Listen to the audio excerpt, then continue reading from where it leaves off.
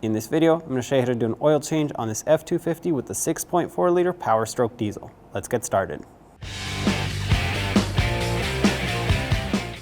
From underneath the truck, let's start by draining the oil. If you look, you'll see your oil pan within 19 millimeter drain bolt right there.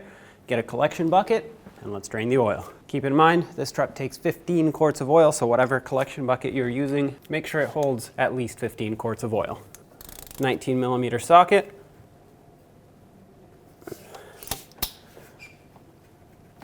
There we go. Break it free. Keep upwards pressure on it so that when it gets to the last thread, it doesn't make a mess all over you. You're controlling the flow basically by plugging the hole temporarily.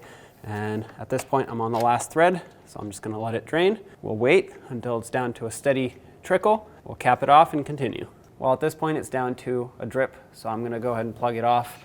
I cleaned up my drain plug, inspect the threads. Mine is in good condition. As you can see, it's also magnetic, and I had no metal on the end of my magnet here. It's nice and clean. If yours did, well, you're gonna have some internal engine problems.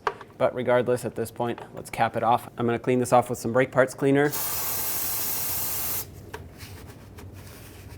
Now that the oil's gone, let's bottom this out and snug it up. Make sure that this is nice and snug. And the torque is 32 foot-pounds. Up top, if you look in the center of your engine bay, you'll see two covers that look like this. This is your secondary fuel filter, so don't touch this. This one in here is your oil filter. Use a 36 millimeter socket and break this free.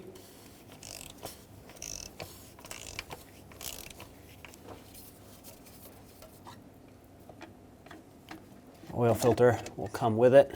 And there it is. To remove the old oil filter from the housing cap, just pull on it and wiggle it, and it should pop off. There we go. Take a pick or a pocket screwdriver, whatever you have, remove the old O-ring. I cleaned the cap, so now let's put the new O-ring on. Always replace this O-ring. It should always be provided with your filter anyway. Roll it down all the way until it seats into its groove. To put these together, you want to lock the filter into the cap first. Press it in, it clicks, and it's secured. Slide it down all the way. Thread it on. And once it bottoms out, we'll torque it. It says it right on the cap, 40 Newton meters. 40 Newton meters converts to 29.5 foot-pounds.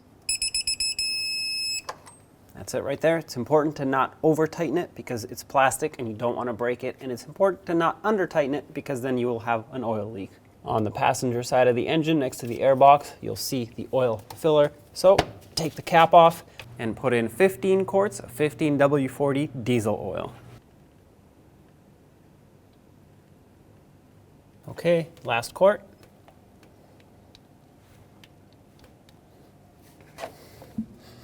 I'll take my little homemade funnel out of here and cap it off.